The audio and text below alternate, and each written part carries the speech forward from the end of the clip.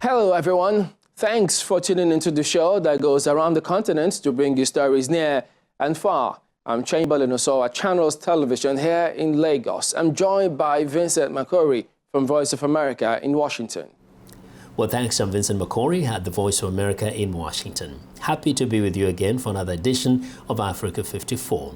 Due to the global outbreak of COVID-19, our broadcast looks a little different for now. We appreciate you staying with us on Africa 54. Let's start off with the latest from Nigeria. Chamberlain Oso in Lagos brings you that story. Newly appointed head of the World Trade Organization, Dr. Ngozi Okonjo-Iweala, says having early wins and successes in the fight against COVID-19 pandemic will help restore trust in the organization.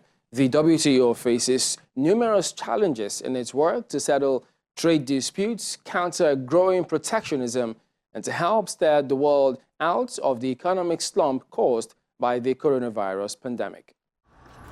The General Council of the World Trade Organization on Monday, February 15, agreed by consensus to select Dr. Ngozi Okonjo-Iweala of Nigeria as the organization's 7th Director General. I, as General Council Chair, supported by the facilitators, thereby recommend formally that the General Council agree to appoint Dr. Ngozi Okonjo-Iweala of Nigeria as the next Director General of the WTO, starting on 1st of March 2021 until 31st August 2025. It is so agreed.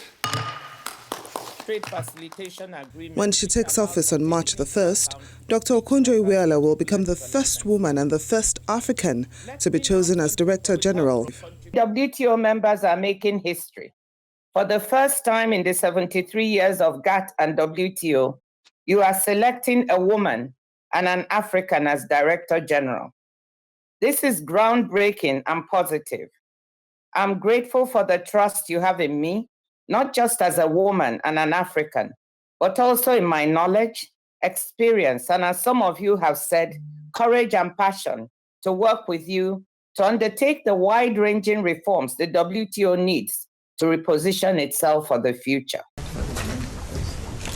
Dr. Okonjo-Iweala says a key priority for her would be to work with members to quickly address the economic and health consequences brought about by the COVID-19 pandemic. The challenges facing the WTO are numerous and tricky, but they are not insurmountable. There is hope. There is light at the end of the tunnel if we work together in a transparent manner that builds trust, builds bridges, diffuses political tensions, and encourages convergence. The pandemic and its economic fallout have highlighted the interdependence of countries, the importance of multilateralism, and the need to strengthen collaboration to achieve fair and balanced trade agreements that provide opportunities for all WTO members, particularly for the least developed countries and small island states. By working together, we can build that trust, and we can achieve a stronger, more relevant and inclusive trading system. The General Council's decision follows months of uncertainty which arose when the United States initially refused to join the consensus around Dr. Okonjo-Iweala and threw its support behind Trade Minister Yoon Young-hee of the Republic of Korea. But following Yo's decision on February 5 to withdraw her candidacy, the administration of newly elected U.S. President Joe Biden dropped the U.S. objection and announced instead that Washington extends its strong support to the candidacy of Dr. Okonjo-Iweala. A 25-year veteran of the World Bank, where she oversaw an $81 billion portfolio, Dr. Okonjo-Iweala ran against 7 other candidates by espousing a belief in trade's ability to lift people out of poverty. But let's get more on this story from the Director General of the Lagos Chamber of Commerce and Industry, Mr. Muda Yusuf. Thanks for joining us on the program. What do you make of Dr. Ngozi Okonjo-Iweala's appointment as the Director General of the WTO? Thank you very much.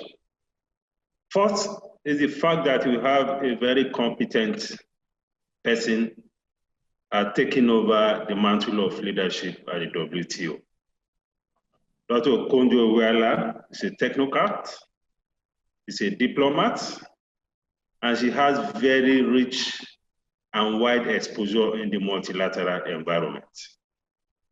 In addition to that, of course, is the excitement to us that she's the first African to occupy the position, the first woman to occupy the position, the first Black person to occupy this position, and of course, the first Nigerian to occupy this position.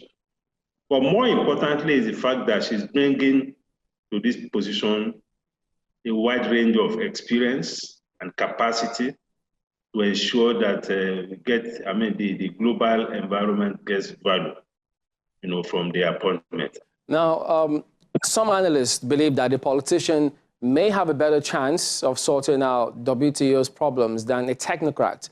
Now, she has, of course, she's a technocrat and has a lot of experience working in the political space. How can she harness both to deal with the issues of trade disputes between the US, China, and the EU? Well, she's going to bring to this position her experience. Being a former finance minister in Nigeria, being a former foreign affairs minister in Nigeria, and having worked at the World Bank and many other multilateral institutions. All of these things has positioned her to be able to manage the full dimensions of this responsibility. What challenges, other challenges do you see her facing? And what do you think in terms of how can she especially navigate the question of the tariffs?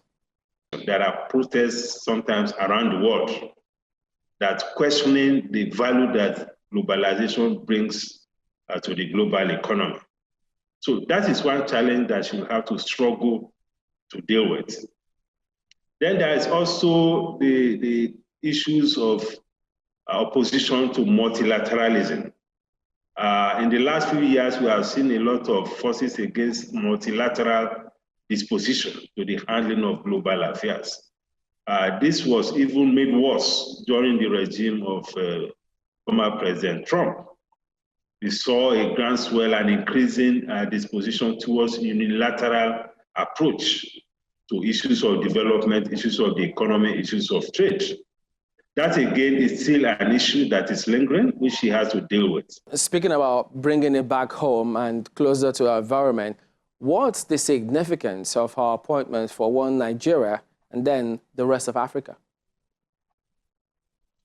Well, it is significant because in Africa, we have a great deal of challenges around trade, around our trade institutions. We have a great deal of challenges around trade facilitation issues. We have a great deal of challenges around our processes around trade. So we have not been able to take full advantage of the global trade environment. If you see the percentage of African trade as a percentage of total trade, is very, very small, very insignificant. So we need to build capacity around issues of trade, around our institutions that are involved in trade, and around trade facilitation. Director General of the Lagos Chamber of Commerce and Industry, Mr. Muda Yusuf, thanks for joining us on Africa 54. Thank you very much. Okay. Welcome back to Africa 54. I'm Vincent McCory in Washington. As more people get the COVID-19 vaccine, healthcare experts are tackling the issue of how someone can prove they've been vaccinated. Lesia Bakalets has more in this story narrated by Anna Rice. A short form, a number of health-related questions, a quick shot, and then a vaccine card. That's the standard process when someone gets a COVID-19 vaccine in the U.S. The vaccination card is a small paper that the health professional fills out by hand. Maryland school teacher Maral Sivaslan got one recently. She told me I can't lose it. I have to have it, and I have to make sure I take it with me when I get my second dose. The vaccination card is a reminder that in 3 weeks it's time for the second dose, but also a backup for the nation's electronic record keeping. So everybody who gets a COVID-19 vaccine in the U.S. in the state that they're in, that information gets electronically put into the registry. But Tan says he believes the vaccination certificate can easily be falsified and wants a new system the World Health Organization is considering. The World Health Organization already has a so-called yellow card, which essentially serves as an official vaccination record needed to enter certain countries. The idea is to do the same for COVID-19 vaccinations. The International Air Transportation Association is suggesting a vaccination app. Travel Pass is essentially an app which will be designed to be downloaded on a customer's phone, either directly from Apple iOS or Google Play for Android, or through an airline's app. And eventually that would allow a customer to be able to digitally identify themselves. The International Economic Forum is also working on developing a similar digital passport, an app called Common Pass. It's an IBM platform to store all the medical data. So in the US, everybody is required to send the vaccination activities to the state. And the state keeps this information into a registry. And what we are working on now is connecting the platform to the registries, so we can also expose that information back to you. But relying on an app worries human rights activists, who stress that not everyone has a smartphone. Connecting vaccination with the need to have an expensive smartphone doesn't serve civil liberties or civil rights purposes. Developers say the apps should be fully functional by the end of 2021. Officials say a lot depends on how fast vaccinations are administered around the world and when countries reopen their borders. Felicia Bakalets in Washington, Anna Rice, VOA News. A group of students in Nigeria have built a robot they hope can one day help hospitals remotely treat COVID-19 patients by taking temperatures, transporting medicine, and allowing medical workers to communicate with patients with a webcam and a screen. The robot, named MyRobot, has been hailed as a welcome development, especially as Nigeria battles a second wave of COVID-19. The robot is a remote-controlled cabinet on wheels, decked out with a vibrant floral pattern and dubbed MyRobot. In a demonstration, a school nurse loads MyRobot with medicine and, using a controller and goggles to see through a camera, trundles the machine through a corridor and into a mock isolation room to scan a student's forehead for her temperature. MyRobot was born because we were looking for a way to reduce the physical contact between healthcare workers and infected COVID-19 patients. But MyRobot, which took about 3 months to build, is still in its early days. During the demonstration, the isolation room door had to be left open for it, and it can only carry medication, so patients would self-administer while a nurse watches over the camera. David Adeniyi is the teacher overseeing the robotics team. He says the students hope to make MyRobot commercially available one day. We are working on upgrading of MyRobot to meet up to international standard, whereby when you see it, you can put your money on it and buy it. One doctor at an isolation and treatment center in Abuja praises the innovation. It's ingenious, it's useful, it's something that I think should receive a lot of support. The robotics team at the Glisten International Academy in Nigeria's capital, Abuja, started out trying to build MyRobot by collaborating online, but eventually had to come together to finish the project in their lab. Ugandan fishermen say dead fish are washing up on the shore at Uganda's Lake Victoria without a clear cause. Nazanin Mushiri reports. Piles of dead fish are washing ashore at Uganda's Lake Victoria, and without a clear cause, according to the local fishing community. Uganda's Ministry of Agriculture said on Sunday that a usual phenomenon caused by hypoxia may have led to the deaths. Although people in the area told Reuters the death rate was much higher than in the past. Teddy Nagadia is a fishmonger in Kigungu. The lake has become very polluted. That may also be one of the causes. Our children swim in the water sometimes. Mostly the young ones go swimming without their parents' knowledge. Now we fear the water they swim in is what is killing the fish. We don't know the cause. We do not know how hard it is going to become and where we will end up. Over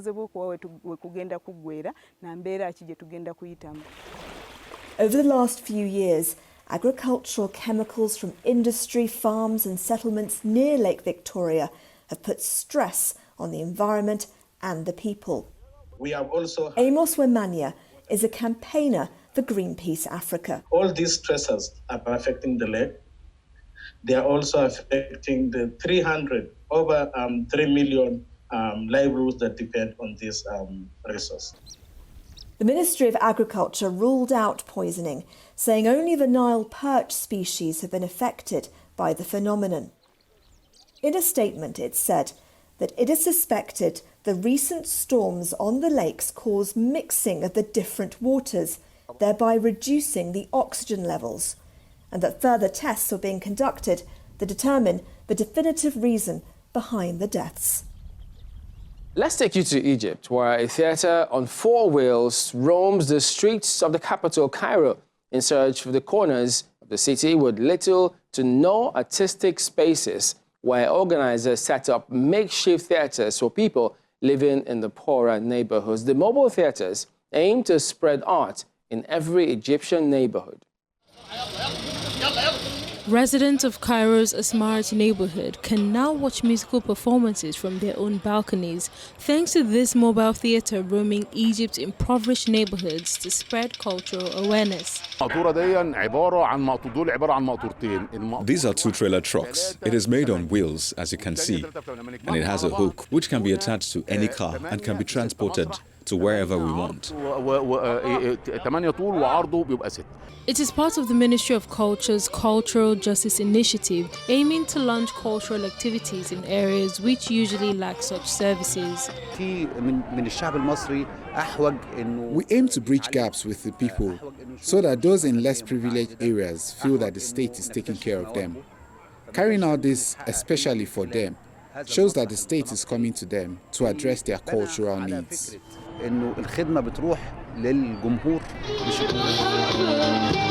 For this resident of the Asmarat neighborhood, it is the first time to have a musical performance brought to her doorstep where she can enjoy the music from the comfort of her balcony. This is very good. It is better for people instead of making the efforts to go to performances. Something like this is really nice to have right outside my window. I don't have to leave my house. I just sit on the balcony and watch. The first mobile theatre was launched in Asmarat earlier this week and will be followed by 5 others in poorer villages.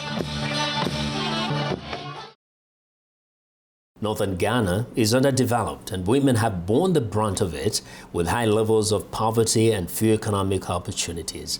Businesswomen in the capital are trying to help by working with northerners to make unique products to sell locally and to international markets. Stacey Nart reports from Accra. These women-owned businesses in Accra work with non-profits and women in northern Ghana to source raw materials for their goods, such as shea butter. The butter, extracted from the nut of the African shea tree, is a staple in Violet Amorbing's line of natural beauty products. She says one of their goals is to help women keep the next generation out of poverty. So we ensure that they're able to use the profits or the money they get from our purchases to improve their livelihood by doing things like building clinics, taking their children to school, and ensuring that they have a job. Mobarika Awudu supports women in the north by buying their handmade fabrics to make bags for Accra markets. Her father came from a small northern village, so she is aware of the many hardships in the region. She says women's economic independence has become especially important this year as incomes were stretched because of the coronavirus pandemic. Some of them are doing well. They have started with weaving alone. Now they have apprentices that they are training as well, especially now that the schools are locked down. Most of the girls are now learning how to make a livelihood from weaving. Threaded Tribes puts a modern twist on traditional fashion to encourage young people to appreciate African style. It sources fabrics from across Africa and works with northern Ghanaian women who do the weaving. The fact that there are women makes me happy. There are barely any men weavers, to be honest, because they be in the farms, and even the women be in the farms too, but the weaving is a women business, and being a woman and a black woman at that, it's amazing. It's so amazing to be able to do this with women, to be honest. It's great. While the North produces quality materials, there are few jobs, leading young people to move south, many to already crowded cities. Ghana's business experts say more investment is needed in the North to expand job prospects and to improve working conditions. In terms of development, when you look at all the different regions in Ghana, some of the most deprived can be found in the North. So it's only fair that given that they are giving us so much value, at least we give back a bit to ensure that the community also thrives. Investing in women, say experts, is one of the best ways to develop local economies, a practice that these Accra businesswomen are only too happy to support. Stacey Knott for VOA News, Accra. Well, that's our show for today. You can find all the continent's top news and world news online at voaafrica.com. Check it out. I'm Vincent McCory in Washington. Channels Television has our last word from Lagos. We look forward to bringing you another show next week. Remember, channelstv.com is your source for news and other programming. I'm Chamberlain Oso. Thank you for watching. Goodbye.